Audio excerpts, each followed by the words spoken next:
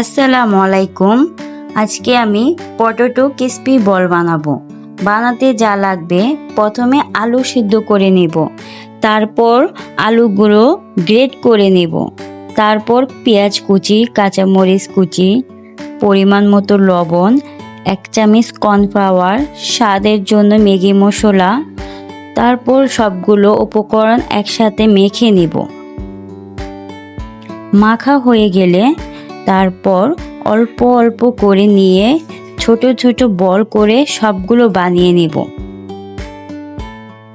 তারপর কড়াইতে পরিমাণ মতো তেল দিয়ে দিব। তেল গরম করা হলে সবগুলো বল দিয়ে দেব। তারপর ভালো করে ভেজে নেব। ভাজার শেষে সুন্দর করে পরিবেশন করে নেব। এরকম করে বিকালে ঝটপট পটেটো ক্রিস্পি বল বানাতে পারেন।